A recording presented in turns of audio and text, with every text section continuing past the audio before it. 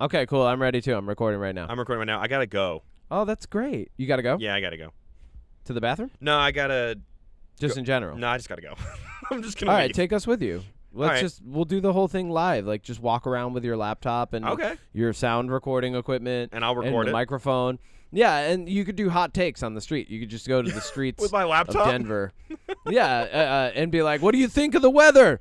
And just fucking hand off the mic. There's nobody around me because the weather is 2 fucking degrees. It's just you out there just. Yeah, pretty much. Shaking and freezing. Where is everybody? Do you have the same problem, Kevin, where when you... It's a polar vortex. When you go outside and it's super cold and you come back inside, do your glasses fog up? Because mine do that every time now. Does physics happen? I don't know. Does it? Does science happen? Yes. It sucks. Yes, Odie. It's so annoying. Yes, Odie. The underlying reality still occurs Okay, when I didn't know if, move from cold temperature to warm temperature. I don't know. When you put a glass in the freezer, does it become chill? Okay, like, Kevin. You don't have to make me feel stupid. You don't have to make me feel stupid about it. Why are you channeling your inner ICP this morning? UnPop, Kevin makes Odie feel stupid. The episode. Are you a that was a moron? Stupid thing. Are you a moron? I didn't make you feel stupid. You said something stupid. Are you the dumbest person alive, Odie? You know, where's my balsamic vinegar, Kevin? Where's my balsamic vinegar? That was it. There was a little sweetness to that. I didn't call you an idiot. The pod. I didn't call you. Did I shoot you? I don't know. You shot my heart, and now my feelings are I guess hurt. I did. Oh, all right. Well, I've got 90 minutes to repair it over the course of this podcast. Welcome to the Hurt Feelings Court. Welcome to the open heart surgery that is this episode of UnPop. Let's fucking go. Let's go.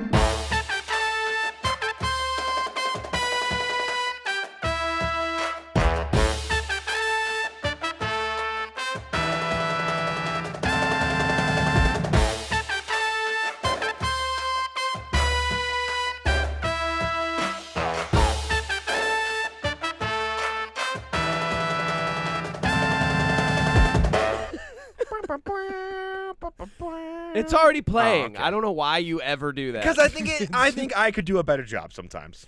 You think you're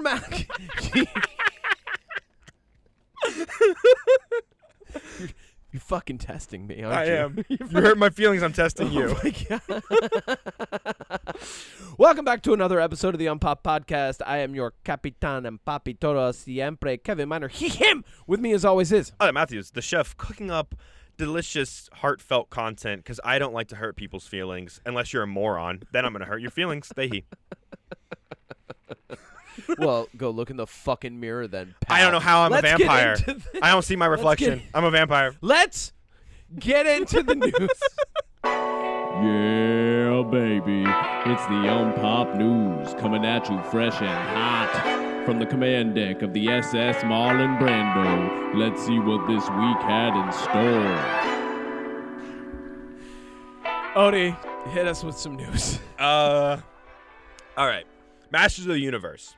Right, we talked about Masters of the Universe. We talked about this in our upcoming movies of the year, and yes. Like a lot of movies that we don't have trailers for, I said I need to know what this one's going to look like.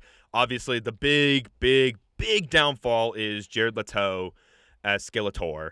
We don't care for him. Do not care for him, but I will say this looks really good. Yeah, dude. This trailer dropped earlier this week. Here's the funny thing. I remember loving He-Man as a kid. Like I am a mid to late 80s baby. Like my earliest memories are from the late 80s, from like 88, 89, right? So like I remember loving He-Man as a kid. However, I also remember very quickly as I like aged even just like 4 or 5 years, making fun of He-Man as a kid. You know, so yeah, like, of course. So like I have memories of both. Like this isn't a nostalgic film where I'm like, it's a beloved property that nobody should ever mess up for me. I'm like, yeah, we'll see how it goes. Yeah. You know, it could be fucking lame. but it looks good. I like that they're doing essentially. I like that it's Masters of the Universe, reverse Masters of the Universe from the 80s. You know what I mean? Like they're doing the reverse. Like he's starting in Earth and coming here, not starting there and coming to Earth. You know? I know very little about He-Man. Yeah.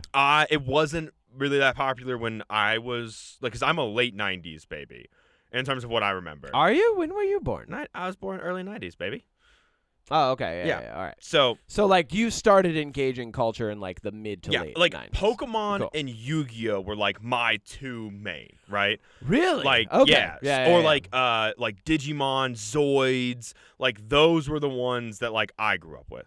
So that like explains your general collector nature that you have about you. Yeah, and also why I like kaiju things. and stuff. You want to spin tops and throw cards. Yeah. All right. That's why I love Gambit. Lemon Laboo. But yeah, like I don't know a lot about He-Man. All I knew is that he's from, he's from this other world and he's on Earth, and there's a lot of like wacky characters and a guy with a skeleton face, right? And also he's probably gay. He's a gay icon. He's 100%. He-Man 100% wears. If you saw someone dressed like He-Man in public, you would be like, "Where are you going? And what's the name of the gay bar?" You know, like that's. So like, here's what I know about He-Man. 1, his name is He-Man. 2, by the power of Grayskull, he is He-Man. Oh. 3, he has the power. 4, very similar to Lion-O from Thundercats. 5, he rides a tiger. 6, there is a female version of him named She-Ra, but that was to market toys to girls. 7, there is a guy named Master-at-Arms, and I think his head flips around. There's a head in his chest that flips around, if I remember the toy I hope correctly. Idris Elba does that. Yeah. I really do. I hope. 8, Skeletor is a meme. 9. Yes, he so is. God, is he ever. That's how I know the most about He-Man is through Skeletor memes. 9, I have no idea what the plot of this show ever was other than Skeletor bad, He-Man good, they fight. You know, that's pretty much like I feel like if you've delivered on Skeletor bad, He-Man good, they fight, and then not gotten too muddy anywhere else, this is at least a good movie, you know? I agree. So it's the director Travis Knight who the most recent thing he did was actually the Bumblebee movie, which I would argue which people loved. People loved that. One of the best Transformers movies. It's up there with Transformers 1. Yeah. And maybe the first Transformers from 2007. Travis Knight, the J.J. Abrams of booting up toy franchises. Hell yeah. I think that this movie looks good because I think it does a couple of things that you need in this. For one, it leans into the wacky absurd, right? And I think that that's what you need. I like that it's got the like fantasy sci-fi element of this world with like spaceships and lasers and fighting. And like, I also think we're going to get some really good comedy. The guy who plays He-Man, Nicholas Galinson. Yep. Yeah, Galitzin, also known as Prince Andrews. Galinson or Gallinson, however you want to say it. I think he's going to do great. One of my favorite moments from the trailer is when he's trying to grab the sword, and she's like, "You can't do that." He's like, "It's okay, it's my sword." Like that was a perfect moment. I was like, the joke with that's what we need. I love the joke when it pans up and his pronouns are he, him because he's He-Man. Like that's fucking hilarious. So funny. So funny. Yeah. I love that it pissed off a like, lot of conservatives too. That makes it better. I can't. The funniest thing was the knee-jerk reaction from the people who would react to pronouns when, they gave He-Man pronouns, and it's like, yeah, bro, his name is pronouns. His name is like, two pronouns. His name is pronouns. Here's the other thing that I like. Have you not been paying attention? This is the other thing that I like about this movie. This is Masters of the Universe, not Masters of the English language. Well, I think that's such a stupid thing to get mad about. Like. I think it's a stupid, predictable thing to get mad about. Right, of course. Fine. But here's the other thing that makes me really excited about this movie. Because that's why I saw the trailer. I was like, damn, this looks good. The cinematographer is Fabian Wagner. Now, let me just name some of the stuff that this guy has done. He's done the movie Overlord, which is Nazi zombies, the movie. Oh, my God. Amazing. With Wyatt Russell. Exactly. He's done episodes of Game of Thrones. Oh, great. Wait, which episodes? Can you give me the titles? Sure. He did 2 in episode season 4 called episode 6 and episode 7 of season 4, The Laws of Gods and Men. Mockingbird. Oh. The Gift. Oh, wait. Whoa. He did Mockingbird? Yeah, bro. Oh, hell I yeah. don't know, does that Okay, mean that's something? good. That's I a acted like I really knew what good that episode meant. again. Okay, so season 4 of Game of Thrones gets like it's where like a lot of like really big twists start. I mean, the show's all big twists and shit, but like Mockingbird was a beautifully done episode. Well, he's done cool. and he did some in season 8.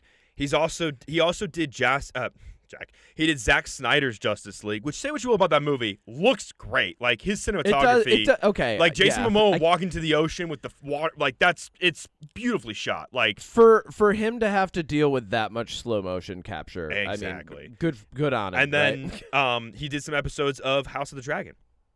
Oh, cool, yeah, and that show is like House of the Dragon, like. You can be for or against Game of Thrones or into or not into fantasy. That show is beautiful. It looks beautiful. Oh, absolutely. And he did Venom 3, which, like, everyone's got to have a miss up. What is that one again? Venom the Last Dance. It's fine. Well, you need a paycheck. Exactly. That's what I'm saying. Come on, man. Yeah. So, yeah. Not everybody wants to work at Taco Bell, but, like. Yeah, sometimes you got to. Venom 3, the Taco Bell of movies. Kind of. The Taco Bell of movie jobs. I covered that on Magnum Opus, and it's a movie. It's a movie. I love Tom Hardy. I don't like that franchise. You know? Either. Yeah. It's fucking bad. Anyways, yeah. So look, this looks great. I think it's gonna capture the magic of it. The action looks good. Skeletor. Look, Jared Leto is a toe. Yep. And he sucks. But man, if that Skeletor design doesn't look fucking awesome. Here's what I'm saying. Just never show his face, and I'm fucking fine. And they will at least once. I'm fine. No, I'm fine. I'm just saying. You don't have. Who's the director of this? Travis Knight. Travis Knight. Travis Knight, hear me out, man. You don't have to. Travis, get over here. Come here. Hey, sit down. Crisscross applesauce. Hey, can you tell us? Do you show his face? Don't run away. No, up. He's crying. Stop closing the door. I think he shows his face. I think at least once in a flashback, you're going to get him. Here's what I'm hoping. I hope they mask his voice to sound like Skeletor, so we just don't even know it's Jared Leto. There is one thing that would ruin this movie, and it's Jared. It's getting like some sort of a flashback version of a 30 Seconds to Mars music video, and that's the only thing that can ruin this so far, from what I've seen. Yeah. Other than that, it looks great. Here's he meant if you're going into this film, don't expect it to be a very serious action fantasy film. Expect it to be self-aware. Kevin Smith did an absolutely phenomenal He-Man series not too long ago, Masters of the Universe. The world that he comes from has both spaceships and giant tigers you can ride on. You know, like somehow that's probably the absurdity that I love about that universe the most. Like somehow people have gotten together and been like, hey, we have two options for transportation here. Giant animals or spaceships. You pick. Which one do you want? They're the same price. You go down to the shop. Exactly. They're the same price. Yeah. So it looks good. I'm excited for it. What else we got going on this week? Maul Shadow Lord. Now, I just watched this trailer because you sent it to me. I love Darth Maul. I love his story. Not a lot of people. Yep. Some people will look at his story and be like, what's the point? He was cut in half, and then he came back for the Clone Wars, and then he came back again. With mechanical legs, man. Started off with spider legs. And then, he rematches Obi-Wan Kenobi towards the end of Rebels. That's obviously where he perishes. Mm-hmm. It's right before Episode 4 kicks off. And I can see why some people would be like, why do we need his story? But the thing about Darth Maul that people forget because they might not know is that he had a brother that was killed by Palpatine during the Clone Wars after he came back. And a lot of Darth Maul's story is based around his vengeance and bloodlust because of what Palpatine did to him and did to his brother. And the fact that Palpatine is mentioned in this trailer for his new show, Darth Maul is, in my opinion, across all Star Wars lore that I am familiar with, he is one of the most survival-based characters where he will do anything to survive, whether it's partnering with the Emperor before he's the Emperor, running a gang, fighting to the bitter end. He is a survivalist. Well, and that's the term Shadow Lord is directly referencing his involvement in the underworld of Star Wars. So what we're going to get is, the Crimson Sun. because it's 3D, It's not it's not live action. So what we're gonna get is sort of like I think like an adult animated version of the Star Wars Underworld, right? Mm-hmm. Is that it? Okay, cool. And you said Crimson Sun. That's obviously the organization that he's a part of. It's in Solo. That was referenced in Solo. Yep. Yeah. Paul Bettany was also famously a part of that organization. R.I.P. Paul Bettany. You are the best villain I've ever seen in Star Wars. But so like you mentioned he's got this vengeance story. So he wants vengeance on Palpatine, and one of the best ways to do that is to ascend the ranks through the Sith, right? Because they kill each other. Well, he kind of has this outlook where it's more about power than anything. Like, he kind of turns his back on the ways of Sith and Jedi altogether after he is an apprentice who gets abandoned. Like, the Rule of Two, which was created by Darth Bane, which I believe I covered in one of my deep dives. You did. That whole concept, well, a lot of, like, he's like, that's stupid, because what's ironic about the Rule of Two is nobody ever adheres to it. Like, Count Dooku had a secret apprentice with Varys. Maul was Palpatine's apprentice, but Palpatine also had another. Like, he always had, like, there's more than two, but, like, it's always about, because like all the Sith do is betray each other, and that's part of Maul's thing, is like he kind of realized that he was betrayed and left, and so he kind of has this vengeance against Palpatine, kind of has it against the Jedi, kind of just wants to survive, kind of wants to be powerful. Like, he's got a little bit of a big Venn diagram, Yeah, I'm just imagining, like, you become a Sith and they hand you, and they're like, and this is the paperwork that says you consent to being betrayed at any moment. HR. Please sign there. It's and then on the backside is your benefits package. Your benefits package are pain and rage. And mechanical legs, if you qualify. If you meet your deductible. If you meet your pain and suffering deductible, you get mechanical legs. Oh my God! Wait, is Darth Maul Palpatine's DEI hire?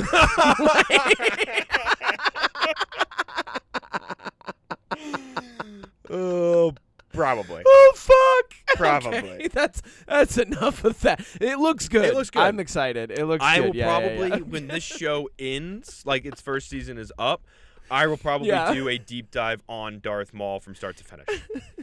I'm just imagining someone giving Palpatine guff. They're like, well, you got your stupid DEI program with the guy with the mechanical legs. Darth Maul just standing there with his double saber like, the fuck you saying? Like, you want to know a fun fact about Darth Maul? What? So, Ray Park, who also played Toad in X-Men, plays Darth Maul in live action. And he famously left one of his earrings in. And that's why Darth Maul now has an earring, because he left it in while filming. Cool. And now canonically he has an earring. I enjoy that. Oh, I love those little tidbits from the Star Wars universe. Like so many accidents that, like the windshield wiper blades on the original lightsabers, Yeah. So cool. So yeah, Darth Maul, looking forward to it. What else I'm looking forward to is we got our first actual look at Lobo. Thank you. Hey, wait, hold on. Here we go. James Gunn! James Gunn! You're doing it, buddy! You fucking did it! I'm gonna applaud until you don't deserve it, James. Which might take a while. It might. I like this look a lot.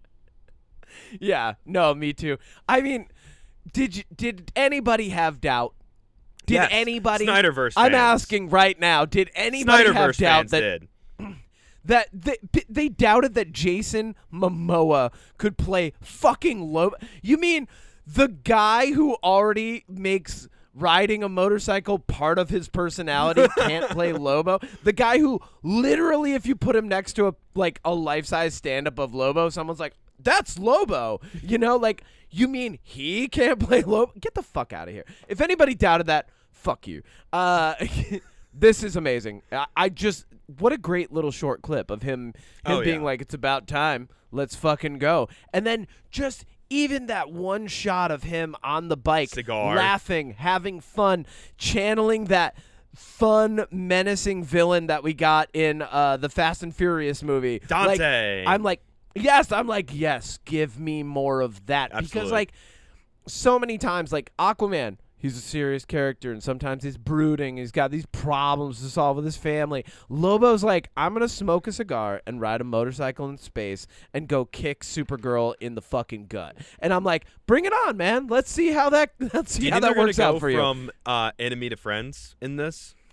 I hope they go enemies to friends to lovers. Like, I fucking bring it on, man. Like, 2 Game of Thrones stars. Like, I hope we get what's Supergirl's name? Is it Cal? Millie Alcock? What's her name? No, her actual Zor-El? name. Zor-El. I hope we get a Zor-El Lobo rom-com. Like, that would be great. I would love that. Sign me up. I'm here for it. I'm in. It's like a Dharma and Greg thing, you know? Like, they're doing Dharma and Greg.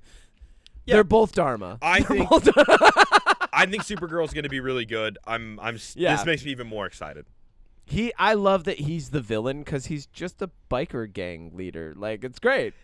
You know what this is? This is kind of like it's the DC Universe's version of like a Guardians-esque tale, right? Guardians of the Galaxy-esque tale. Yeah. And the only reason I say that is because Guardians came out fucking 2013, like 13 years ago, and that was the first time that we got like a superhero space adventure like that. That's kind of more of a frolic. It's a romp. I hope it's a romp. It looks like it. Yeah. I think it's going to be good. Cool. And speaking of DC, it was announced years ago that Andy Muschietti, famous for the It Chapter 1, It Chapter 2, and It Welcome to Derry, and also amazing director, The Flash. But we don't talk about that one. Yeah, well, you know what? Here's the thing. We can mention The Flash. He fucking dealt with a lot, man. That was a nightmare. He's still around. Like, to be a director on a film that ended up having that many problems that have nothing to do with you as a director. Absolutely. Like, no one came out and was like, look at this director. Like, no, literally, he just had to handle bullshit after bullshit after bullshit with that and then didn't retire immediately after. Like, good job. It's amazing that DC tried so hard to get that Flash movie made. They went through like so many directors and writers. It was just like, why? Why are you this focused on the Flash? Anyways, we've got our first update on Batman: The Brave and the Bold, which is going to be a Batman Damian Wayne story set in James Gunn's DC universe. We've got the writer, who is Christina Hodson, who things that she's written that people would know isn't very long, but apparently a couple years ago, she wrote a Batman Beyond movie that everybody absolutely loved, and they just didn't make. That's so fucking lame because Jet Li is too old to be in Batman Beyond now. Why would Jet Li be in Batman Beyond? Because there's so many in Batman Beyond. Every fucking villain knows kung fu. Like, well, yeah. Do you remember watching that show? Like, every villain had like really good kung fu taekwondo form. It was wild. Like Batman would just like he would be like, I'm here to fight you, and like within minutes they would just be throwing like spin kicks and shit at each other. It didn't matter if they were fat, didn't matter if they were small, didn't matter if they were half leopard. They were kung fu fighting. Well, here's some other things. Batman Beyond, everybody kung fu fights. She wrote the Bumblebee movie. Oh wow. She wrote Bumblebee movie. Birds of Prey.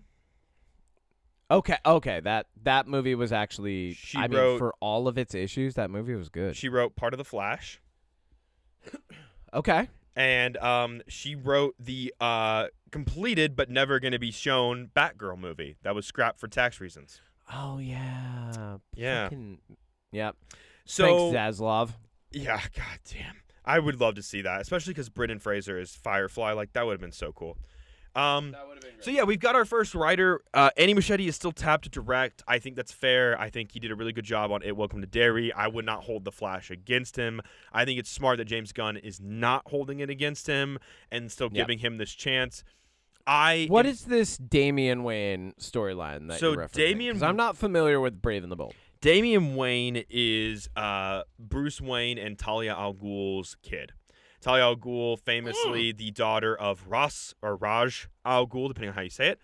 And Damian Wayne is one of the Robins. He is the fifth Robin, I believe, because you have Dick Grayson, Jason Todd. Yeah, can't believe I'm your fifth, Dad. Yeah, he's like fourth or fifth because you also have there's a girl in there whose name I forget. and then there's the guy with the bow staff, and then there's Jason Todd and Dick Grayson. Yeah. I'm not super familiar with all the Robins names. But Damian Wayne is kind of like he's kind of a shit stick of a kid. If you've seen the Harley Quinn animated show, he's in that, and he's just a punk little kid who wants to fight crime and beat people up. He's kind of like a miniature, like literally kind of a miniature Batman in some ways. So this will be kind of like a team up. It'll be nice to see a Robin, I think. I think it's smart to go with Damian because then that leaves room to have Dick Grayson be Nightwing already, and you can have Jason Todd already be the Red Hood, which I think both of those open up interesting storylines. But what I think I'm most excited for when it comes to the Batman Brave and the Bold is then we'll have a grounded, more serious, gritty Batman with more realistic villains with Matt Reeves, but then we're going to get the Batman that goes into space and like fights Darkseid and fights aliens and fights along Superman, you know, the more like superhero, comic book-esque Batman. I think having both of those at the same time will give you a little bit of what you want of each, you know? Yep. First off, for anybody who heard the name Talia al Ghul and didn't immediately recognize it, this is who Marion Cotillard plays in The Dark Knight Rises. Yes. Yep. She is Talia al Ghul. Liam Neeson's daughter. Yep. Famously trying to either have sex with or stab Batman at any given moment. And then maybe blow up the They city. eventually have a kid. Yeah. I think that's great for them. I'm sure they're wonderful parents, and their kid has no form of trauma whatsoever. Yeah, he's really well taken care of. He's got a great childhood, no trauma. Damian Wayne is the perfect example. Batman never has trauma. So I like everything that you're saying. I think that's going to be fun. This completes one of Jeff Bezos's greatest dreams ever is billionaires fighting crime in space. So, great. Good job. Great. Jeff, you're welcome. You're welcome. They're doing it for you. Yeah, go rent Italy Can you again. calm down now? Yeah. We're doing it for you. Can you calm down now? What else do you got for me, Odie? Wait, when does that come out? When is that slated to come out? TBD. Or is it just like in development? It's just in development. I mean, they haven't even cast a Batman yet. I think if I had to guess, and this is pure speculation on my part. Hit me. We've Jacob got Elordi. Next year we've got Superman teams up with Lex Luthor to fight Brainiac. Okay. Man of Tomorrow. I think they're going to see how Supergirl does. I think they're going to try to introduce I think James Gunn's going to introduce another major hero, either the Flash, Martian Manhunter, something in either Lanterns or Superman Man of Tomorrow before they really lock down Batman Babe and the Bold. We might get casting. For it, but I don't think it'll start filming until around the time Superman Man of Tomorrow comes out next year. Do you think one of the Lanterns might be who shows up in the Superman movie? Because we are getting Lanterns. So I feel like with Superman fighting Brainiac and Brainiac being a villain that kind of crosses comic book franchises within DC, I feel like it might be worth noting that like Lanterns would take also Hawkgirl's coming back. Like they don't have to introduce a new hero. I think to do this. I think that we're gonna get. I think the Lantern show, which is gonna have, it'll have Jon Stewart, Guy Gardner, and Hal Jordan. I think because it's an older Hal Jordan showing Jon Stewart the ropes, I don't think he's going to last out of that show. I think he's going to bite the dust at the end. I think in Superman Man of Tomorrow, I think that's when they're going to introduce Wonder Woman. That's my guess. Okay, that'd be cool. And not Gal Gadot, obviously. Absolutely fucking not. You know what I want more of? I just want more Hawkgirl, really. She'll be back. I want more Isabella Merced in James Gunn's universe. You know what? I think that's actually the first time that I'm like, you know what? I've got a request, James. Yeah. I would like a little more Hawkgirl in this because she's awesome. She drops dictators to their death. I think that's like, great. And I also think I want more Mr. Terrific, so I hope they move forward with his show. Oh, my God. He's supposed to get a show. Here's the thing. Like, they're the two superheroes in the Superman movie who are like really properly blasé. Yeah. In a funny and poignant way. So I think it would be good to see the more dynamic side of them, but then also get like a return to the grounded blasé humor that they have. Absolutely. Yeah. So I think, and I think at some point the Flash is going to show up briefly in something. I don't know what, but I think he's going to show up at some point. I think the other thing that we could see... How briefly? Because, I mean, he is the Flash. I think he's going to, like, show up for literally, like, 5 seconds like a of blur, a scene. like I a think blur he's gonna, as an Easter egg. He's going to, like, zoom in, be like, what's going on here? And then, like, zoom out. Yeah, that's it. I also think we could potentially get Martian Manhunter in Man of Tomorrow. Who would you cast as Batman, as Damian Wayne and or Martian Manhunter? Who would you cast? I'm telling you, Jacob Elordi is one of them. I don't care which one. Too old to be Damian. He's too old? Yeah, Damian How old Wayne's is a kid. Damian? Oh, really? Yeah, like... Oh, so we can't even get, like, Will Poulter in here or anything. No, and I would say... Fuck. I think that Martian Manhunter needs to be...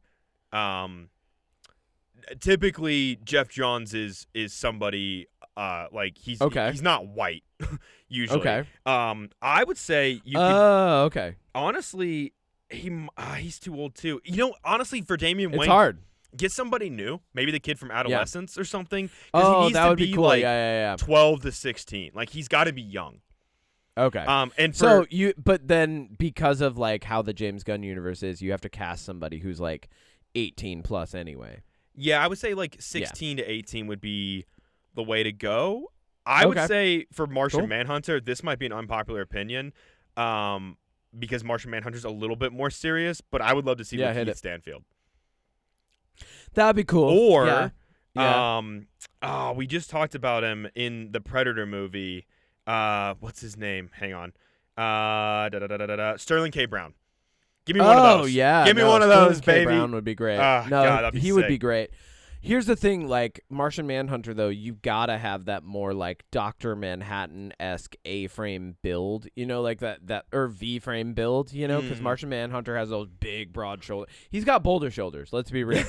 The guy phases through walls, but apparently has a shoulder routine that beats out everybody else in the DC universe. So, and like, fire scares we need him. someone who's pretty jacked.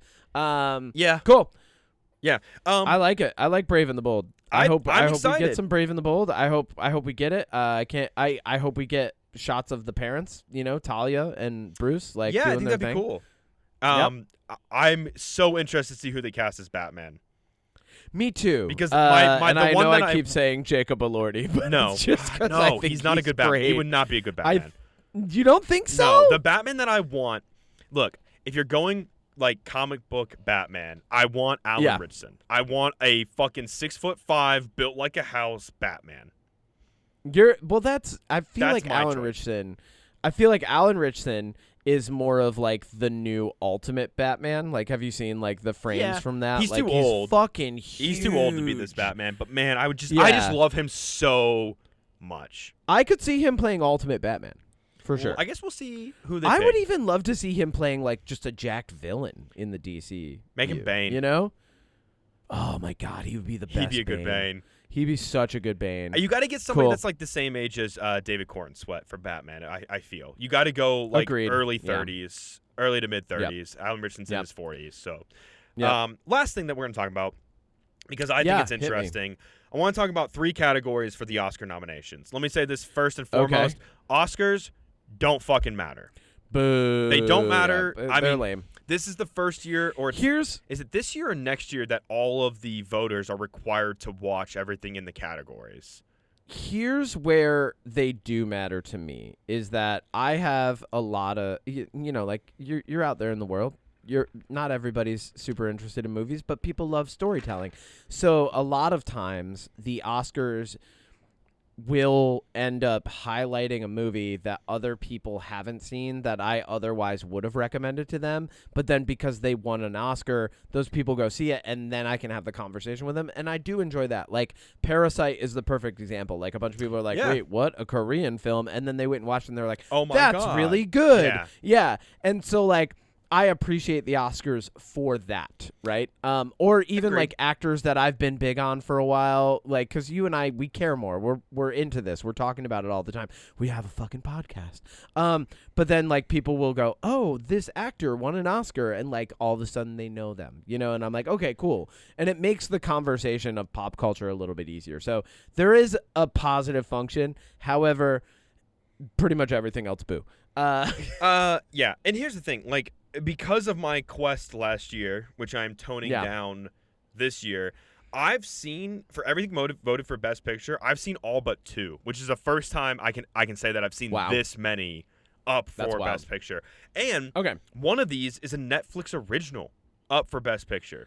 Interesting. All right, so hit me with these categories. Okay, what are we talking about? We're just gonna go over Best Picture, Best Actor in a Leading Role, and Best Actress in a Leading Role because I feel like those are the 3 big ones. I mean, so for Best Picture, we've got Begonia.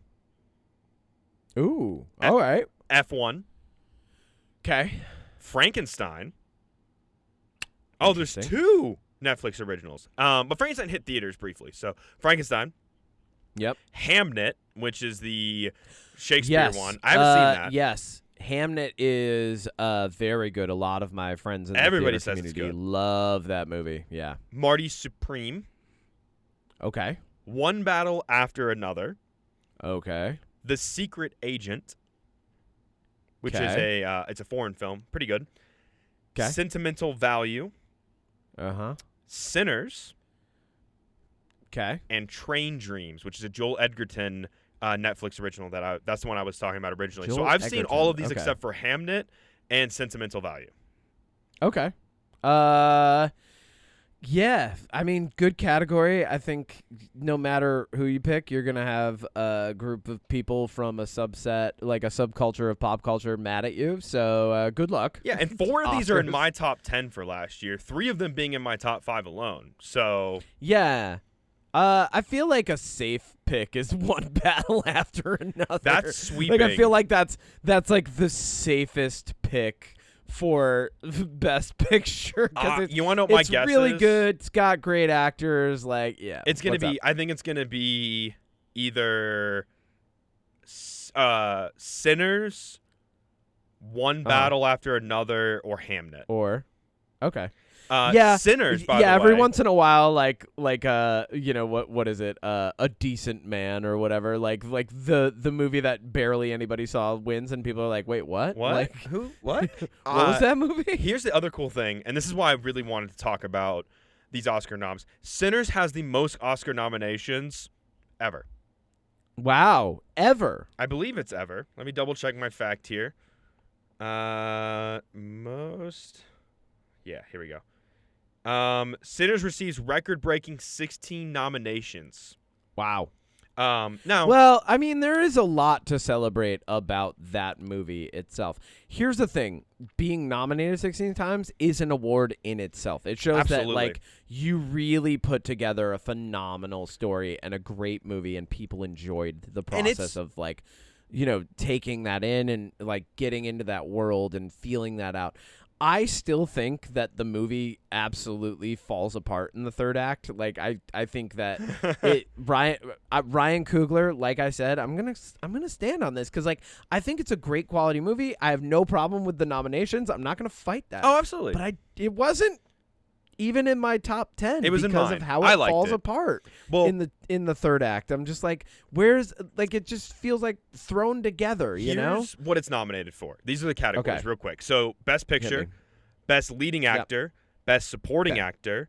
It's got is Best Leading and Supporting Michael B. Jordan. No, Best Supporting is Delroy Lindo, who plays and then Best Supporting Actress.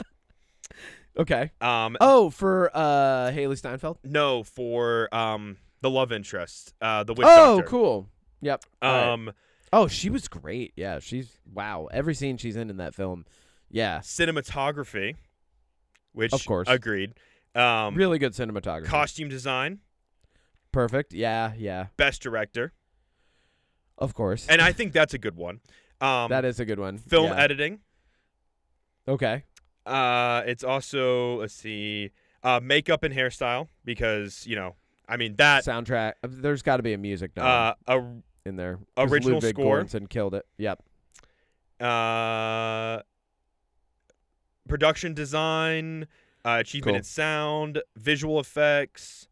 I think they're gonna get a lot of these. Like, I think they're gonna get production design. Original I think screenplay. They're gonna get, no, I don't think you get that one. I don't think so either. That's the one that I really disagree with. Like, original screenplay. Let's see. What else was up for original screenplay? Hang on, I just scrolled past it. Sorry, I like talking about this stuff just because it's interesting. Original screenplay, Blue Moon, It Was Just an Accident, Marty Supreme, Sentimental Value, and Sinners. Best adapted. Wow. No, I think out of those, Sinners or Marty Supreme actually. Yeah. Best adapted screenplay, Begonia, Frankenstein, Hamnet, One Battle After Another, and Train Dreams. That's going to be a tough one. Probably, I would say just off of sheer great storytelling, my vote would surprisingly probably be Begonia. Yeah, well, I mean, it is a remake, so yeah. Exactly. Makes sense. Huh. Yeah, so let's okay. Sinners. Crazy. Other category that I want to talk about, best supporting or best leading actor. We got Timmy Chalamet, Leo DiCaprio, Ethan Hawke, Michael B. Jordan twice. What's Ethan Hawke in? A movie called Blue Moon. It was fun. Okay. Michael B. Jordan twice.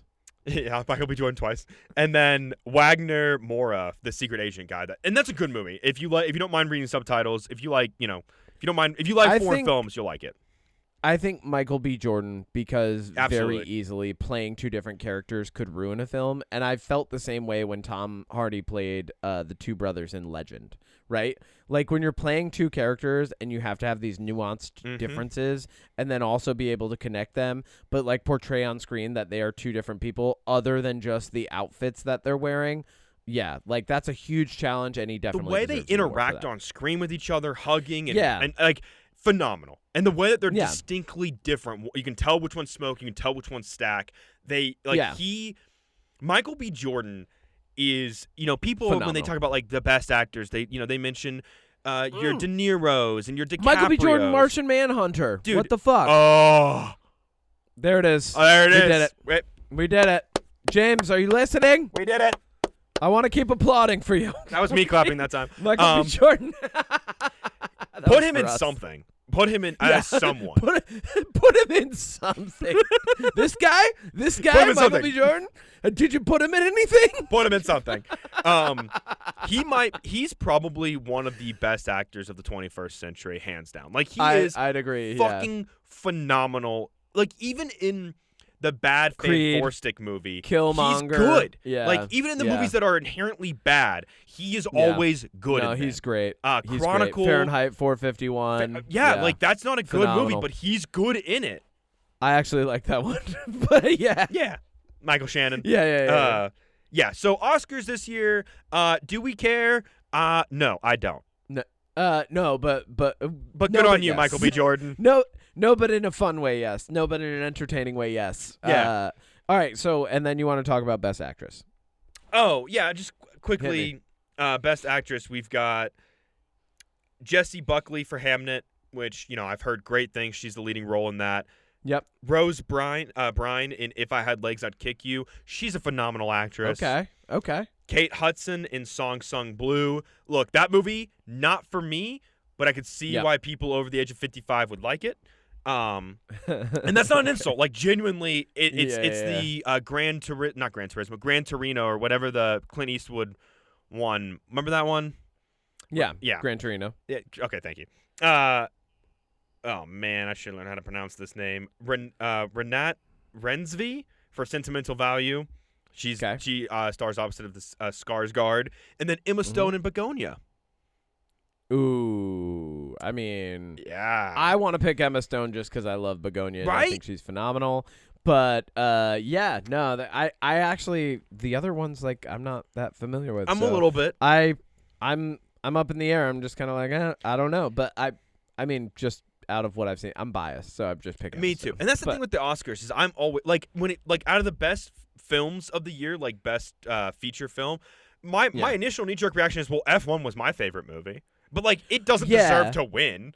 Like, let's be honest, it doesn't. Not over Yeah. any of the other ones on that list. Or my other choice is like, well, I really liked One Battle After Another, but I think probably like Sinners would deserve it over One Battle, maybe. But like, well, and that's the thing is like, you know, you and I are pretty realistic about favorite versus best. Like for me, my favorite is not always going to be the best. My favorite's going to be my favorite, and I'll tell you why. But like, then I'll also tell you what movie is better than it. You know, like that's the thing is like I'm self-aware. That's the thing is like my favorite was F1. Was that the best of the year? No, it wasn't. No, it was my favorite though, but it wasn't the best. Like, what was my favorite thing? Oh, Andor season 2. That was. What was your favorite movie of the year though? What was right behind Andor season 2? I forget already. I don't know. It's your list. We just did this. Hold on, I'll bring it up. I would say that like the best movie of the year that I saw, like best, not my favorite, but the best.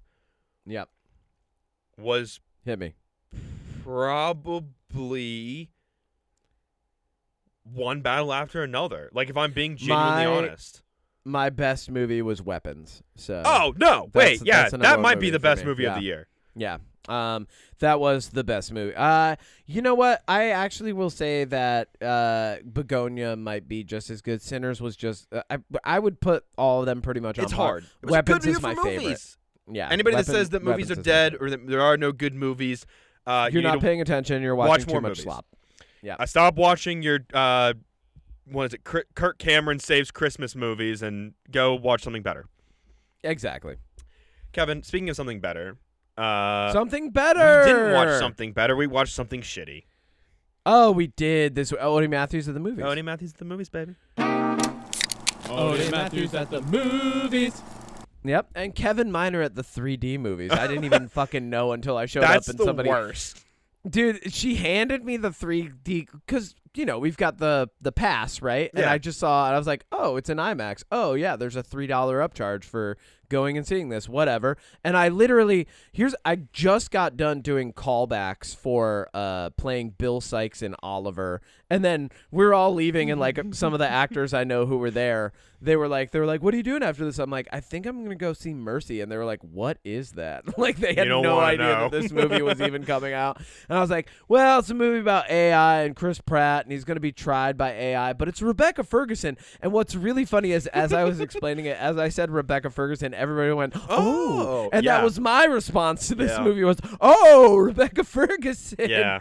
And I told you before we even saw this movie that if Rebecca Ferguson was great in it, that I would give it a positive review. And I'm here to say that Rebecca Ferguson is fucking great in this movie, and I'm going to give it a positive review. Facts be damned. Facts be damned. Look, she's great. Garbage, bad, fun, good, or great. Garbage. Let's get right into it. Garbage. Okay, here's what I think. After thinking about this. Think about the plot, not just her performance. Think about everything else. Here's the thing. I'm going to say fun, but I'm only say, here's why. I saw it in 3D. Okay, that's the thing. That is a huge component of this review that I am giving for this movie that just came out this week. If you are listening to our podcast and you are going to go see this movie, regardless of what we say about it, see it in fucking 3D. It kept me entertained. I hate 3D movies. They give me a headache and hurt my nose. I've never been able to watch 3D. But Rebecca Ferguson, like, okay, here's the thing. You've got her. She's in Doctor Sleep. She's Rose the Hat. Incredible. She's so good. She's in Dune Part 1 and Part 2 as Jessica. She's incredible. Jessica. She's in 2 of the Mission Impossible movies. She's incredible. She's in one of my favorite TV shows, Silo. I read the books. It's incredible. You know? Yeah. But here's the thing. Is she good in this movie? Yes. The problem with this movie is everything else. It's the writing. It's the directing. Here's how I would summarize it, Kevin. Oh, 100%. This is right, this is how I give us a summarize rundown Mercy. of the plot of this movie. We talked about War of the Worlds with Ice Cube. This is War of the Worlds, but murder mystery. Who killed my wife? Who done it?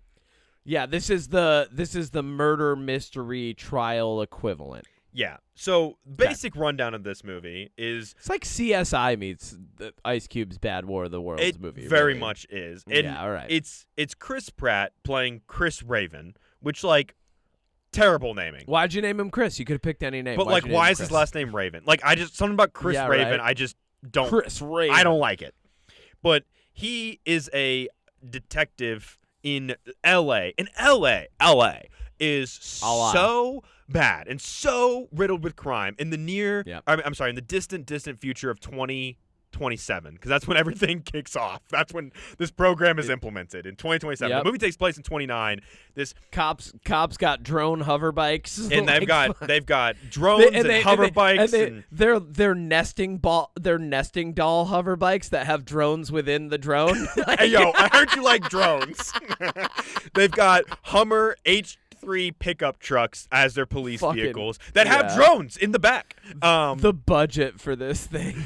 And in the future, because crime is so bad, LA has red zones where nobody can go because there's so many homeless people and there's so much drugs. There's so much crime that the police just don't know what to do. The poor police are struggling. So instead, they make an AI that is judge, jury, and executioner. And if you commit a crime, you go in front of it and you have 90 minutes to put your case. You have access to everybody's data and every camera and every cell phone, and you can even just ask a cop to help you on the case, I guess, because that's something you can do.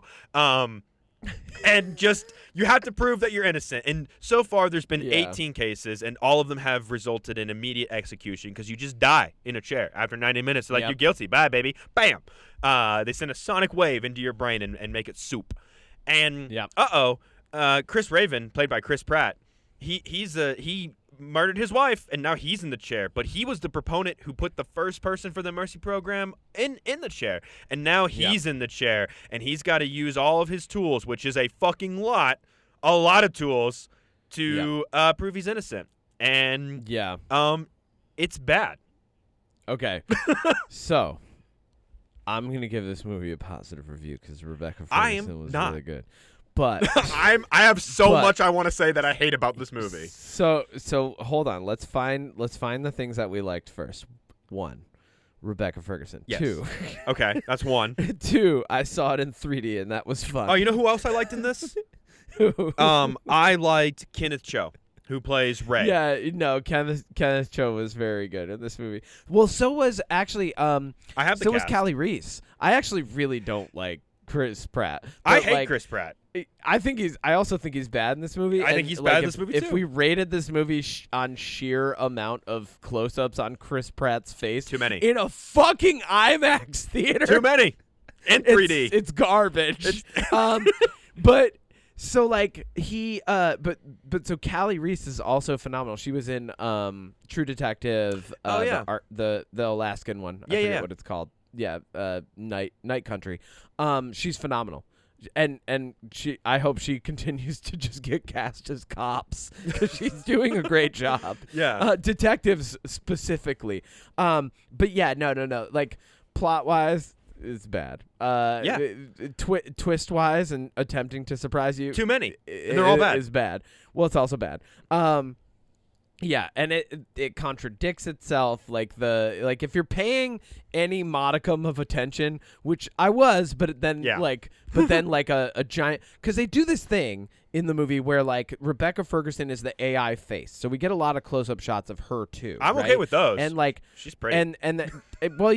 But then what's happening is she's like saying like, well, you can use a voice prompt, and then like a giant text thing flies at the screen, right? Like showing Chris Pratt he can use the voice prompt. In the theater in 3D, this was actually phenomenal to watch. I was like, oh, this is cool. But like, and some of the explosions were really good. I think the effects were really good in this movie. I think the visual effects of this movie were great. For the most part. I think Rebecca Ferguson was great. I think it has a good premise even. I also want to point out, okay, so here's a question for you before we really get into like breaking down this film. Do you think that this film is a prequel to Escape from LA, or do you think it's a prequel to Judge Dredd? Because I feel like this is a prequel to Judge Dredd, the way that law enforcement's going. Can I tell you my honest opinion? Hit me. I think it's a prequel to Terminator. Do you think so? Yeah. Okay, so Rebecca Ferguson is the Terminator. Skynet. She's Skynet. She's Skynet? Yeah. No, that kind of makes sense. At the end of this movie, she realizes, oh, I fucked up and humans suck. Time to kill them all. Yeah. The end of this movie, actually, all of you deserve to die. Yeah. Yeah. So like, other than that, like after I was thinking about it after leaving the theater, because you and I were like texting each other and we chat before we have these conversations. Like I was like, oh no, like this is actually a bad movie, but I'm gonna say it was fun. Because if you're a fan of action, if you're a fan of crime drama, if you're a fan of like that style of investigative film or TV, this is good. You know what it feels like? It feels like a sci-fi CSI episode that runs an extra half hour. That's what it feels like. Well, here's my biggest problem with it. And look, in terms of plot, I'm just going to say full spoilers because there's nothing in this movie that surprised me. Yeah. It doesn't matter. Full spoilers. If you want to go see it in IMAX and then come back and listen guess to the rest what? of this He podcast. didn't kill his wife. Who saw that coming? Oh, I would have liked it better if it turned out he did kill his wife, but whatever. Right? Yeah, like wouldn't that have been cool? That would have been so much better. At the end, if he would have died, I would have been like, "Oh my God, you got me." I would have said this movie is fun if that's how it would have gone. Well, so the big tension of the film is that he's at like a 96.4% conviction ratio. Yeah, guilt ratio to begin with. And then he bumps it to 98. Oh, right? yeah. And then he's like, why is it not 100? And she's like, statistically, you can't be at 100. Yes, you can. 98's the highest you totally I can can. go. You can be 100% like, guilty. Okay. Yeah, you could be 100% totally guilty as it. Yeah, that's the thing is like she says that I'm like, you mean you haven't had anybody sit down and just shown them a video of them stabbing someone and been like, you're guilty. I'm gonna execute you now. Like, there's so many problems with like Here's the problem with this movie. If you think about it for more than 2 seconds, the whole world falls Okay, apart, can I talk about some some of those points real quick? Yeah, go ahead. Let's just speed run the ultimate plot. He's a detective. Yeah. They think he killed his wife in a crime of passion. Turns out she was having an affair. It wasn't him. She worked at this chemical company. And long story short, one of the guys from the chemical company was getting revenge on Chris Raven because his brother was the first one to die in the Mercy program, and he insisted that he was innocent, and oh my God, he was, and then he was going to make a bomb and blow everything up, and then the day is saved by Chris Pratt being barefoot. He's barefoot 100%. This entire movie. Here's the thing. There's a couple, twists/moments where I was like, this fundamentally in the world you've created makes no sense. The first and the biggest one is you created an AI to judge people and also execute them, and gave this AI access to all of this information that you as cops could have just used to solve these crimes yourself. Because Chris Pratt literally 100%. proves that you can do that sitting in a chair in 90 minutes. Yep. That's fucking stupid. I kept laughing at that the more I thought about it in the movie. So dumb. By the way, there's only 4 people in my theater. The movie negates its own premise. Right. In my theater, there was only 4 people behind me, and I heard 2 of them audibly groan a couple times during this movie. Okay. Here's the best part about my theater. I had a couple of couples behind me who were very, very vocal with their commentary on the film, but they were enjoying the action, so that actually made the experience better for me. Like when Rebecca Ferguson shows Chris Pratt the video of him coming out from the bar and getting slapped with a nightstick, one of the guys behind me went, "Oh!" Yeah, that was a good moment. I okay. The bar fight was kind of fun. It was good. But yeah, the biggest complaint that I have is you created this system that can literally solve crimes, and instead of using it to solve crimes, you let people defend themselves with it. If they get off, if they turns out they're not guilty, they just got access to a bunch of stuff they shouldn't have had access to. Well, okay, so the director, Timur Bekmambetov. Oh, I've got notes on him. He has said that the underlying message he was trying to convey, and sorry, Timur, I don't think you do a good, or Timur, I don't think you do a good job of this. The underlying point he's trying to prove is that AI is like a child, and we need to train it the right way. What? And I'm like, this. He literally said this in an interview. And if we show it how to be kind and compassionate and caring and considerate, it will be that. And so he truly believes that he has made a film that is going to impart a message that we need to handle AI with more care. And I did not get that in this movie at all. Before I continue my points, let's talk about the director for a second, because here's what he's directed. He directed Abraham Lincoln Vampire Hunter. He directed the Wanted movie from 2008. Okay. He directed the Ben-Hur remake. Oh, wow. And he produced the War of the Worlds with Ice Cube. Okay. Wait, what? I'm not. Yep. You're fucking kidding me. He produced the War of the Worlds with Ice Cube. God. And that's okay. when I found that out this morning. I was like, oh, well, then my point last night when I sent you the voice message, like, this is War of the Worlds, but like murder investigation. I'm spot fucking on. It is spot fucking on. Spot on. Yeah. All right. Or rather, War of the Worlds was the lower budget. Amazon did both of these. What the fuck, Amazon? Anyway, so okay, I want to go over my three other hold things. on. Okay, yeah, go. This guy has done movies that have phenomenal star power. Like Dominic Cooper in Abraham Lincoln Vampire Hunter delivers an amazing performance in an otherwise farce of a movie. Yeah. Like, he is phenomenal. James McAvoy in Wanted. James McAvoy in Wanted. Phenomenal. Everybody knows the meme of him fanning himself with papers. That's from Wanted. Chris or Pratt's in smashing Wanted. the guy with a keyboard. Yeah, exactly. So, like, this guy has done movies that have great star power and then just fall on their face time and time again. But people are obviously watching them. All right, continue. I have three more points that I'm like, this is stupid. Okay, and then I've got some find out points. that the reason Chris Pratt is a terrible father and a terrible husband and a terrible everything is because he's an alcoholic. And he's an alcoholic because his partner, Kenneth Cho, was killed in the line of duty. And here's the thing. We get to see how that happened. Very real. Very identifiable. Yeah. And look, I'm not saying that, but the way that it plays out is they're at a traffic stop, and Chris Pratt gets a phone call from his wife, and he's talking to her, and his partner goes up to the vehicle. He gets shot at. Then he gets rear-ended and pinned up against the squad car. And then it cuts to a car chase. And he bleeds out. He dies in the passenger seat. Chris Pratt pits the vehicle. One guy flies out and dies, I'm assuming, because I think he would die from that. Yeah, I think that guy's dead. Then the other guy, on dash cam and on body cam, gets out of the vehicle and runs away. And then we cut to the trial, and he's found not guilty. And I want to know, in what world, with all of the evidence that shows that he was in the car and killed a cop, would he be found not guilty? He was in the passenger seat. That's, I mean, the passenger seat. A good criminal defense attorney. What? The passenger seat is where the bullet that hit his partner came from. Oh, yeah. Well, I don't know, man. So that whole thing is stupid. A good criminal defense attorney. Look, in a world where O.J. Simpson is writing a book called If I Did It, I'm pretty sure someone of this caliber can get off in a criminal trial. That's why I think this movie is like pro-police brutality, because like a big point of that is he's like, I should have killed him. And it's like, it makes you want to root for that? Well, okay, yeah. So my points are that the things that I didn't like about this movie is, one, this movie seems to be pro-martial law. Yeah. In a weird way. Yeah. But then also any scene there. First off, okay.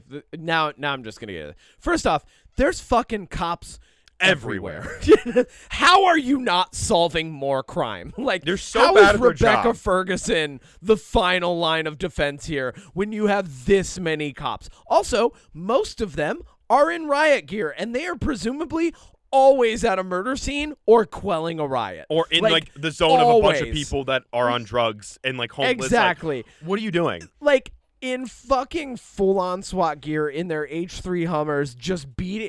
But then every scene that they show the cops, and I get why they did this for the world building, the cops aren't stopping anything. No, they're not doing anything. Everything in this world is just chaos. There was like And it 20 seems at like, one crime scene doing nothing. And it seems like, and LA's like, we're going to need another 20 cops. Oh, shit.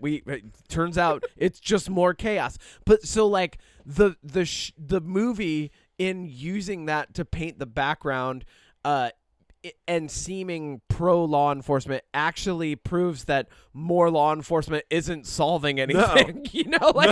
And not only that, you've got drones everywhere.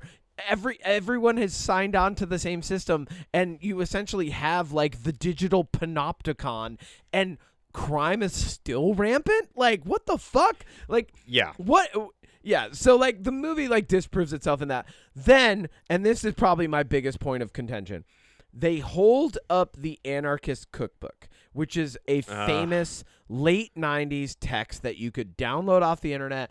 I had friends that had it printed. I lived in the fucking suburbs. Guess what? We learned how to make nitroglycerin and bombs and shit that could burn. And we did it for fun because, like, that's cool shit to know. Also, that's science, right? Like, you should just have access to that knowledge anyway.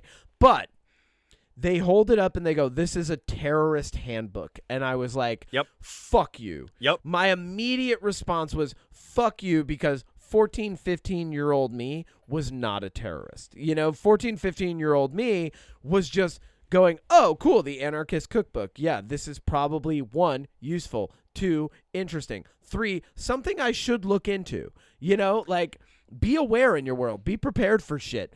But that was the moment that, to me, I was like, oh, this is clearly like a thin blue line film. You know? It very much is. Because, like, at the end, the bad guy, which, well, I want to talk about, like, that whole thing in a second. It turns out they really pull a From Russia with Love, or From Paris with Love on this one. Like, it turns out he's a terrorist. Well, like, there's a moment where he's driving a semi and just, like, cops are dying left and right. Like, yeah. And it's funny because it's played off as, like, no big deal, but, like, so many cops die in this movie. It's insane. Yeah, also, it seems like they're not shooting him because they're afraid that the truck would crash. And even though the person next off. to him could put the brakes on? But then the truck does crash and the bomb doesn't go off. Like, so anyway, let's talk about him because he works at the chemical company that Chris Pratt's wife works at. Did you know that this was the guy? Like, I knew immediately. Like, as soon as they showed him, I'm like, oh, that's the guy. Like, I solved it. It's one of those movies. There's not enough characters, so like, you just know. Like, it's just like, well, it has to be him or this other guy, and it's definitely not this other guy because he's clearly a red herring. The guy that gambles or whatever. Like, clearly it wasn't going to be as soon him. as they showed him, I was like, if you fall for this, you've never watched Law and Order or CSI. Exactly. It's by the books. So yeah, you just have to watch one episode of any of those shows to know that guy's the red herring. The guy is named Rob. He's played by Chris Sullivan, and he plays the dad in the movie Presents that I really liked last year with Lucy Liu. Oh, cool. Yeah.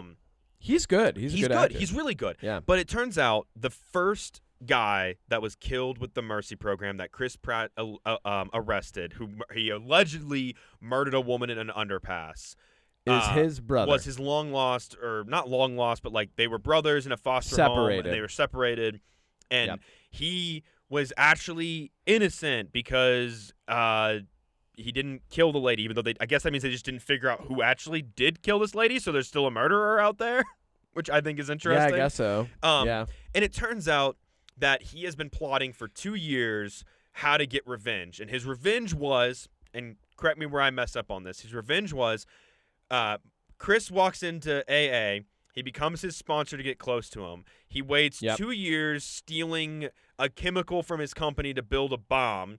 And then he waits for a barbecue at Chris's house, stays there in the basement for 2 days. Then he can come out and stab his wife and then get in his neighbor's trunk to drive to work and then frame Chris Pratt so Chris Pratt will be in the mercy chair knowing that he's innocent even though he blacked out and doesn't remember anything.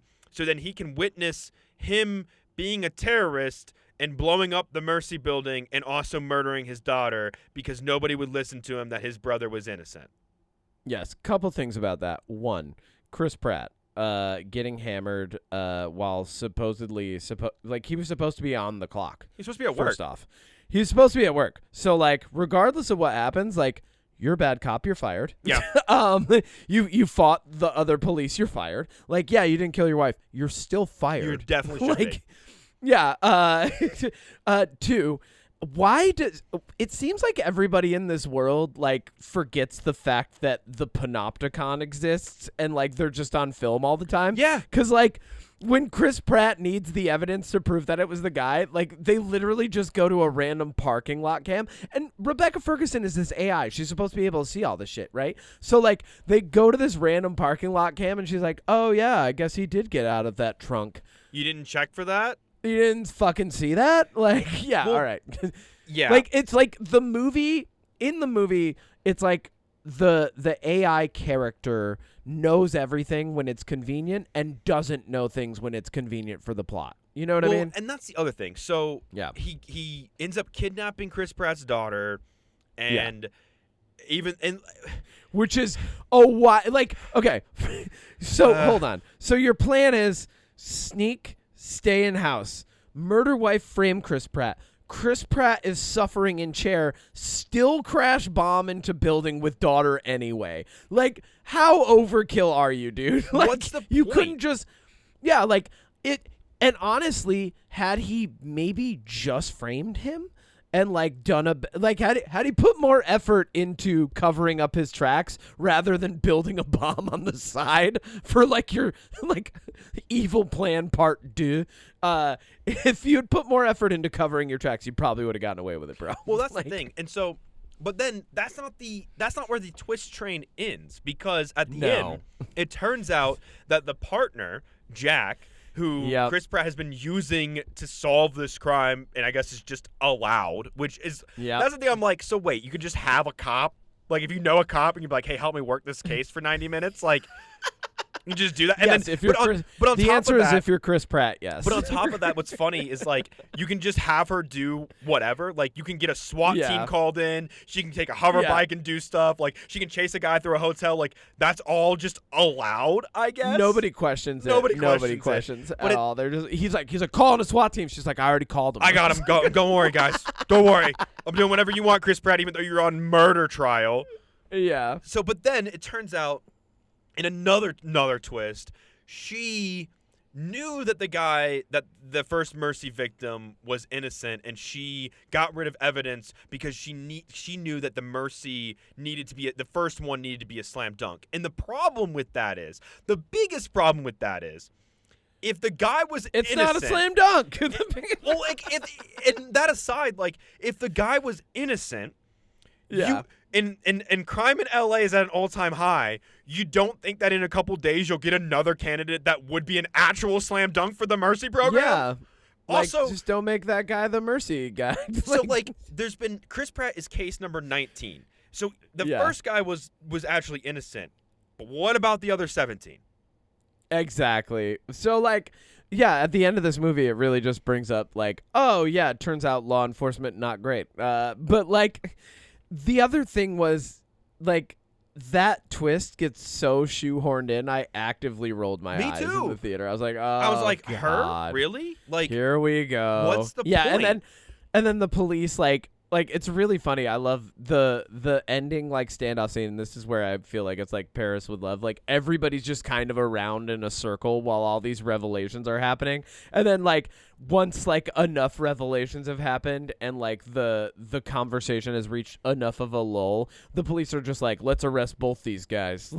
And what's funny about the, ending scene is the Rob guy crashes the truck into the Mercy building, has a dead man switch, holds the daughter hostage, and it's like, he's like, well, I wanted to make sure you were still here before I blew it. Dude, the 90 minutes is up. He should have been dead. Dude, what? Why are you making, why would they get him out of the building if he's on murder trial?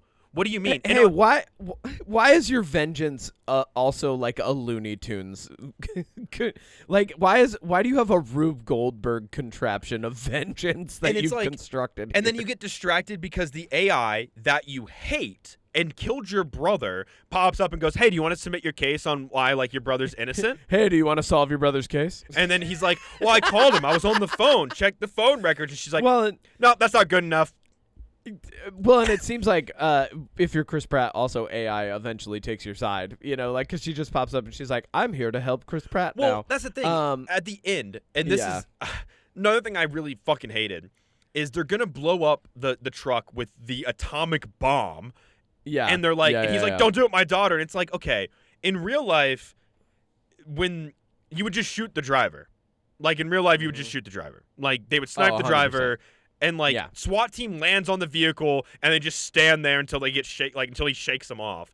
But the cops are bad. Well, the cops are stupid, and they're bad. This is why I think this is actually a prequel to Judge Dredd, because I feel like after this, that makes sense. Yeah, no, we what we really need is better cops who don't question things, who shoot and ask questions afterward. Yeah. Are you still breathing? Bam. You have been found guilty. Incinerate round. Bam. Oh God, that's such a good movie. Oh my God. But Rebecca Ferguson's AI takes Chris Pratt's side. She deactivates a bomb that's gonna blow up the truck and kill his daughter, and then 100%. she does a couple, and then what the thing that really made me go, what? He's got 5 minutes left, and his guilt is 0%. And she's like, I'm going to end the trial. And he's like, well, if you do that, I'm going to lose access to the cloud, and I won't be able to help the cops know that there's a semi literally tearing through people and driving like crazy. How am I supposed to help them stop it? Well, maybe, and this is just an idea I'm going to throw out and tell me what you think, Kevin. Maybe if the cops had access to this cloud thing, they wouldn't need an AI to do that, because that 100%. Literally, that whole thing exists just to add tension with the clock counting down and the power going out that he might die. And it's he's not going to. There's no tension there. The movie constantly contradicts itself and disproves its own premise. It's not well written. No, period. It's not at all. You hear us, Marco Van Bell, the writer of this movie. Not well written. Rebecca Ferguson saves it, and that's it. And I saw it in 3D, so it was fun. But I don't want to think about it anymore. So unless you have any final thoughts on this, I'd like to move on to a good thing that we watched this week. I don't care if I have final thoughts. Let's just move on to a good thing. Great. This movie, I'm getting mad talking about this movie. Final again. thoughts: more Rebecca Ferguson. Just less Chris Pratt. My final thought? More Callie Reese, less Chris Pratt. My final thought is just give us Silo season 3. 100%. Okay, so this week I, pat on my back, finally convinced Odie to watch something in the Game of Thrones universe and commit to it. I did. And it was because it was good. Night of the Seven Kingdoms came out this week. And I have been very excited about this for a long time. I've read all the Game of Thrones books, the Song of Fire and Ice series. I have the Song of Fire and Ice encyclopedia on my bookshelf.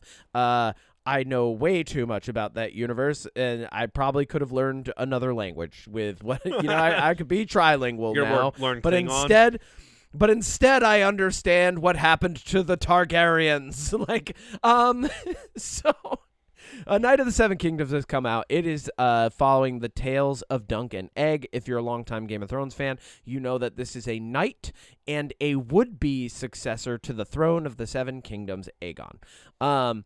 That is not a spoiler. That's literally the plot of the show. Mm-hmm. I think if you're completely fresh to the Game of Thrones universe, it might be, kind of a surprise to have the revelation that Egg is actually of royalty. But you can tell, even from his first interactions with Sir Dunk, a.k.a. Sir Duncan the Tall, that he speaks better than everyone else in the town.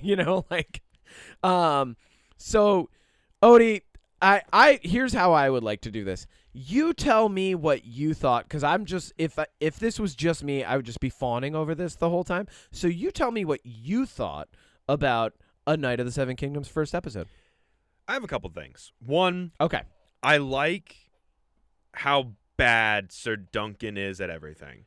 I think that you mean mediocre, he's very mediocre. Yeah, that's a better word. Yeah. Mediocre. I like a main character who doesn't my concern with this, there's a moment where, because the whole first episode, he's burying a knight that you find out he was the squire for. He trained him, he taught him. He was an orphan boy. He was brought in by this guy. This guy clearly was an asshole, and he's kind of romanticizing his memory a little bit, and 100% rewriting history in his own mind to make things better for him, which I get, and I think that's a good addition. He buries him. Yep. His speech is very you only hit me when I deserved it, except for that one time when I didn't deserve it. It's probably most of them you didn't, but okay. Yeah, probably. And he's I guess I'm going to go to this tourney and try to win some gold and prove that I'm a knight. I'm a hedge knight, you know? And at the tourney, he needs a lord's recommendation to get in. And as he's walking around the tourney grounds, this guy's beating the shit out of his cousin. and he's like, fight me. And my biggest concern, I was like, oh God, is he going to fight him and be like really good all of a sudden or something? Because like, I don't want him to be really good all of a sudden. You know what I mean? Like, yeah. So I like that he didn't. But like the whole first episode is him bonking his head on doorways, which I really fucking appreciated, like a lot. Him, Sir Duncan the Tall. Him being stinky, which I really liked, because whenever I watch medieval stuff and like Lord of the Rings, I'm like, you guys would smell so bad. Like, so bad. One of the first scenes is him shitting, like literally shitting behind a tree, and I'm like, you didn't wipe your ass. You're gonna smell like shit. You're gonna smell like shit. Yep, 100%. And then he like parties with this guy wearing like antlers as a hat. So the Baratheon clan, so this is Lionel Baratheon. He is the brother of Robert Baratheon, who, if you watch Game of Thrones, is the king when Game of Thrones begins. Okay. So Lionel Baratheon, their house sigil is a stag. Oh, okay. So he has the antlers. That makes sense. Yes. Yes. But what's great is like, if you like, I love this because you don't know anything about the Game of Thrones universe. So you're like. Why has that guy got antlers? I thought that was just like weird. a funny thing. I was like, that's a stupid hat, and I like it. No, that is a regional crown because like a lot of them own regions of land. Okay. There. So yeah, I love that he goes into this tent to eat. Yep. And the guy's like, what did you bring me? Either here to kill me or here for food. And he's like, I'm just here for supper. And the guy's like, I like you. And I'm like, yeah, I like that. And then they like dance a little bit, step on each other's toes, have a heart-to-heart drunk conversation for a second. And then the dude just leaves, like steps on the table, leaves. And like the way that so great everything plays out is so, like, I don't want to use the word slow, but what I liked about this is there's no big action scene. There's no big epic moment. One of the moments that I really liked is the music starts to swell in the beginning when he's holding the sword, and I'm like, this music is killer. And then he's just shitting behind a tree. Like, yep. Well, so what was happening there was the very famous melody for the Game of Thrones intro was swelling, and you're like, here we go, and then it just hard cut him shitting. I was like, thank you for being like, this show it's the first time that I think Game of Thrones, like a story in that universe, has been self-aware enough to mock itself. And you know what I mean? And I get that. And like not knowing anything about Game of Thrones, I still get that because Egg, which by the way, great. Egg and Duncan the Tall, like you've already got me. Sir Dunk and Egg. Like you got me. But like Egg is this bald boy who looks like an egg. Like his head looks like an egg. And he's like, I love the interactions he has with Dunk because he's like, you're not a real knight. He's like, I should beat you. I won't, but like I should. And then like they're laying under the stars and he's like, shooting star is good luck for us. And he's like, do you have cotton in your ears? You need to go to bed. And then he's like, is the luck just for us? Like he's just like every so funny moment in this, I was like, like it's just a couple things I want to highlight. Peter Claffey, who plays Sir Duncan, is amazing. He's from you recognized him from a movie with Cillian Murphy, called hold on, I'm bringing it up. Please do. It's called Small Things Like These. Good movie. Movie. He also, and very fittingly so, was in Vikings Valhalla and Bad Sisters. Yep. Dexter Soul Ansel is pretty much he's brand new on the scene, but he did play young Snow, like little kid Snow in the flashbacks in Songbirds and Snakes, the Hunger Games.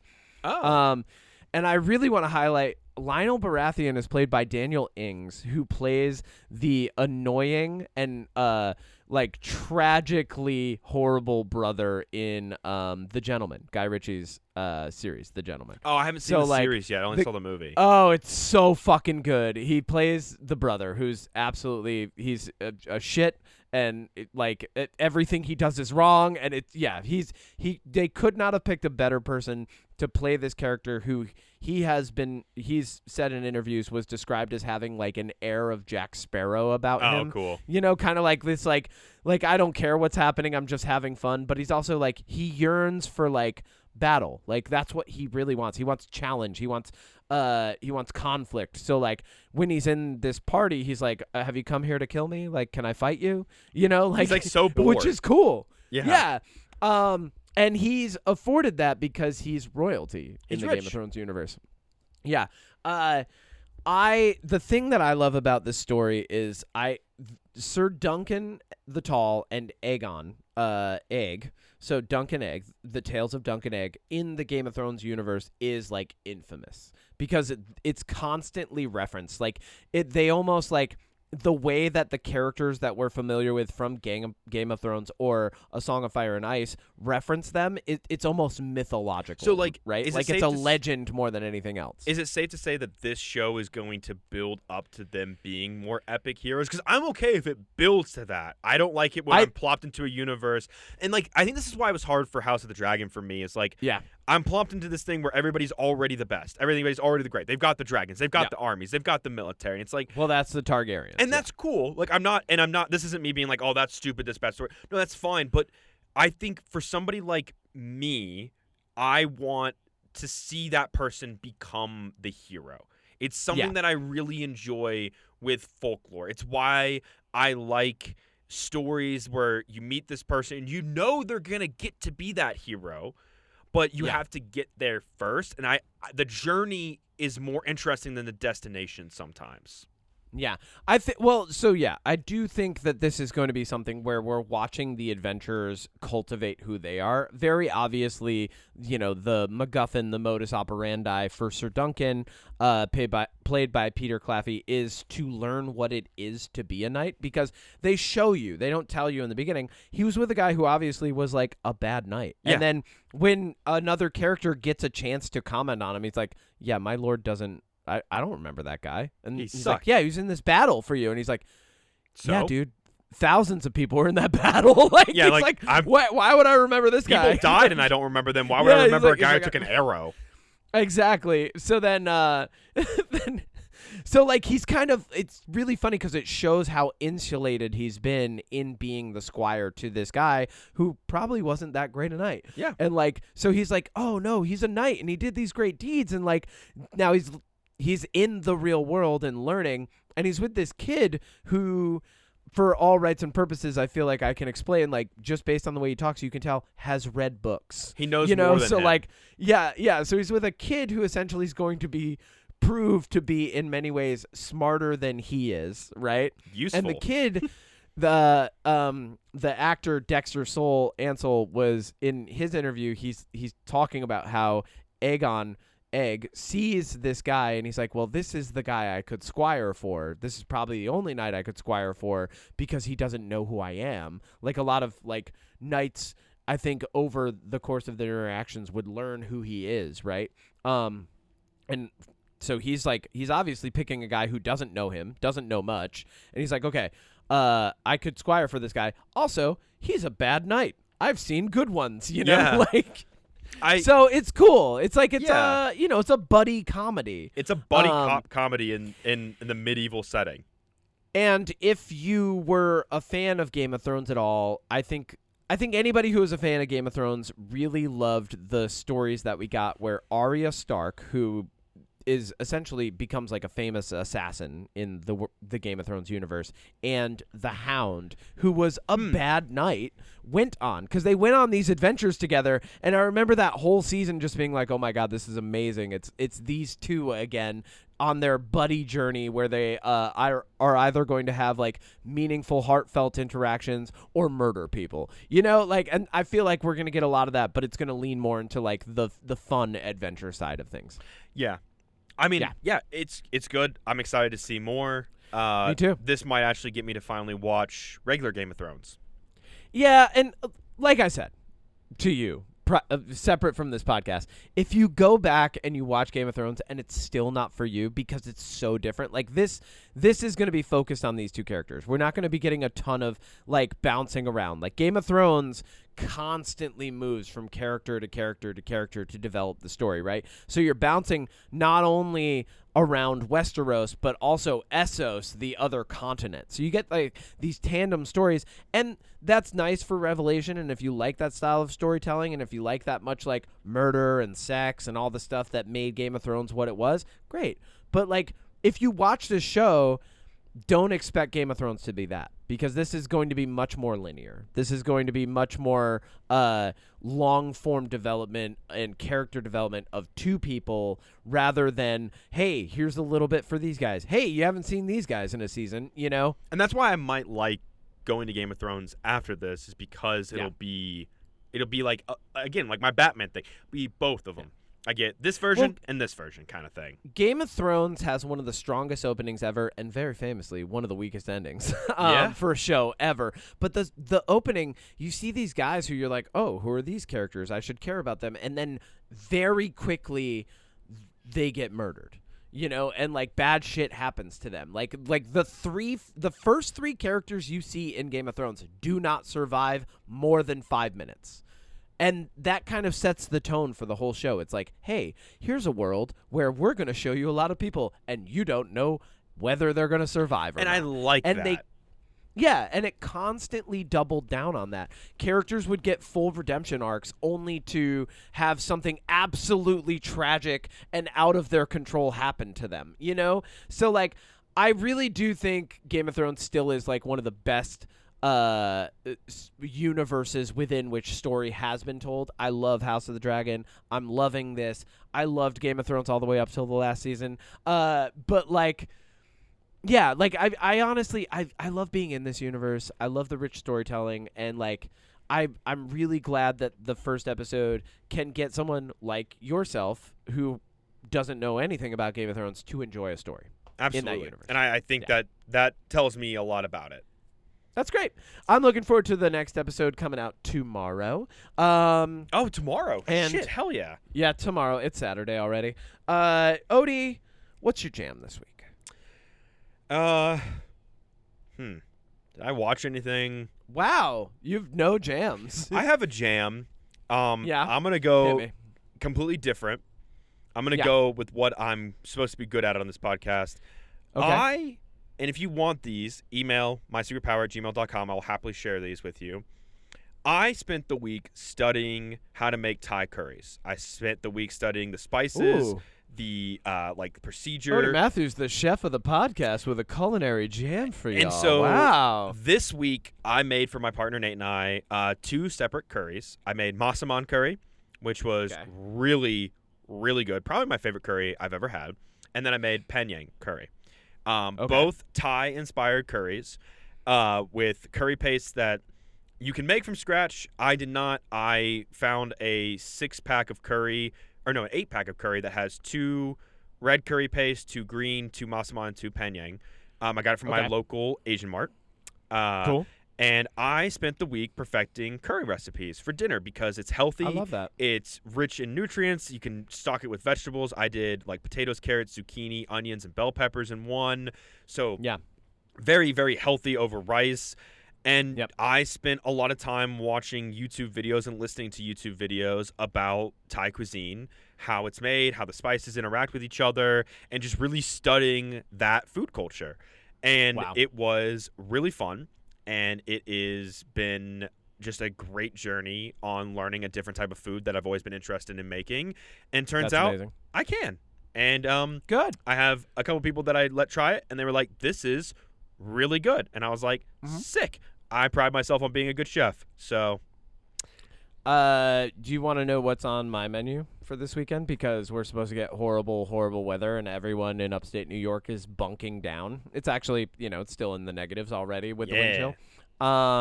So this weekend, I will be making a little bit of quiche. Some delicious quiche, a little bit of ham, a little bit of spinach, some cheese, some egg, pie crust. We're doing it. I'm also making some vegetable fettuccine. And I'm going to add steak on top of that. Yeah. It's going to be delicious. Yep. And then I will also be making, if you're from the Northeast, or more specifically the Utica area, I will be making greens and beans, which is escarole. I tend to add some extra leafy greens to it. Typically it's just escarole. But escarole and white beans, usually butter beans. Ooh, I love butter beans. Sauteed. Yep. A tiny crack of salt. little bit of red pepper. That's all you need. Greens and beans. Beautiful. Yeah. It's a wonderful dish. Some fresh olive oil drizzled over the top of it. It's a classic Italian-American dish, very specific to central New York and, like, Long Island. But greens and beans is, like, one of my favorite things to make. It's so, like, nutritious and healthy and light. But, like, after you eat it, you feel a little bit full because it's very fibrous. So that's what I'm making this weekend. And I say if you want the recipe, because what I do whenever I find something that I want to cook often is I'll research you save it. A bunch of different people and how they make it. I'll research their ingredients. I'll see how they make it. And then what I'll do is I'll take my knowledge of culinary arts and I'll kind of tweak it. I'll take what one person did, combine it with another, try this one, try that one, and I'm making notes the entire time. And once I get the recipe where I want it with ingredients and measurements and cooking time, I write it down into my own recipe book that I'm making. So this is it's my own recipe that is heavily inspired and crafted from other recipes. So it's never a one-for-one, like, this person's recipe is exactly how I make it. I always try to make it my own. Yep. So. No, I love that, man. My jam this week is Dallas Green, City and Color, has released Covers Part 4. Now, these are a series of cover songs that will periodically come out from the recording artist. Dallas Green, famously the singer and guitar player for Alexis on Fire, broke off, became more folk-focused solo recording artist, City and Color. Get it? Dallas Green. Has even done You Plus Me, which was Pink and him recording different songs, which were absolutely beautiful. He's got this, like, lovely kind of, like, I don't know, I want to say, like, like Dusty Plains, bluesy, soulful approach to acoustic music. And on this edition of covers, has covered Nutshell by Alice in Chains, famous 90s grunge band, and showed me for the first time, because a lot of times when you hear somebody cover Alice in Chains, it's like AC/DC. It's like Prince. Like, you kind of have to do an impression of the artist to cover it almost, right? Like Lane Staley had this really grungy, gritty sound to his voice. Dallas Green has a beautiful, pristine falsetto. And he, instead of doing this grittier voice, kept everything in this lovely falsetto, and it was beautiful. And it showed me that if you're going to cover an Alice in Chains song, you don't have to do it like Lane Staley. You can add a level of, like, clarity and beauty to their music that was there, but maybe not in that form. So that was really cool. Hell yeah. Yeah. And then my other jam is I'm catching the fuck up on Jujutsu Kaisen because I just keep seeing people talking about the Zenin clan, and I have no idea. So good. I started watching it again last night, and I'm on episode 2 of season 3, and I have to say, very often in this show, and this is, like, me personally admitting, very often in the show, I have no fucking idea what's going on. And I have to, like, look at what characters are in the scene and, like, type in and, like, look. I've never had this with a show before, ever. But sometimes something's happening to Yuji, and then, like, another character starts a voiceover, but it's a flashback. And, like, I'm like, am I supposed to know this? Or somebody will say something like, oh, well, that's because you're one of Gojo's students. I'm like, what the fuck why would that be because he's. And then I look it up, and I'm like, oh, you know, like, I'm constantly making the world make sense to me. I don't know why. Maybe I'm just an idiot when I turn on this show and my brain just turns off or something, but I've never felt this illiterate when it came to a show and its lore than when it is Jujutsu Kaisen. I'm just like, totally fair. I've read the manga first, so it makes a lot more sense when I'm watching the show. Okay. Yeah, because I'm watching this and, like, I'm like, oh yeah, Fushiguro. Oh, wait, who's his? Oh, that's his dad. And then I'm like, wait, who does his dad owe a debt to? And then if he pays the debt, then this, I'm like, so you're going to kill. The English. Like, I'm constantly trying to, like, make it make sense. No, and I think it's a little bit of a complicated one, but the English voice of Megumi is in the Critical Role Season 4 campaign. Oh, who's that? I don't remember his name. Oh, okay. I should have looked it up. And he's But my other jam is if you're an anime fan, check out Jujutsu Kaisen. If you haven't checked it out yet, totally worth it. So fucking good. Frieren just started up. This is going to be a really great year for anime. I think it'd be worth it for us to periodically release a bonus anime episode talking about this. Big recommendation, and that's it. Otherwise, I'm gonna ADHD out and continue making recommendations because now my brain's like reaching. So let's wrap up the podcast. Thank you, everybody, for listening to another episode of the. Wait, Odie, do you have any final thoughts on anything? What are we seeing this week? That's my final thought. You're seeing a Jason Statham movie because it's the best. Everybody loves him, and it's gonna be great. Whatever. Yeah, you're gonna watch it. What's the plot again? What's he doing? I don't know. He like saves a girl, and he's military or something. Oh, great. So Jason Statham. Or he's fighting a shark again. I don't know. One of those. I still think the best thing to do with movies like that is to watch ones from different universes and pretend like they're sequels to one another. That's one of my favorite things to do with Jason Statham. But so I think I'm gonna go see Iron Lung, which is Markiplier's horror movie. Right? Yes. And then we also were talking about this Send week. Help. Send Help comes out. It might even come down to a coin flip, but next week we're talking about one of those and obviously a Jason Statham movie. Well, I might not even bring it up. Here's my thought on that Jason Statham movie. I can get ahead of the curve. You like Jason Statham? Okay, you're going to like this movie.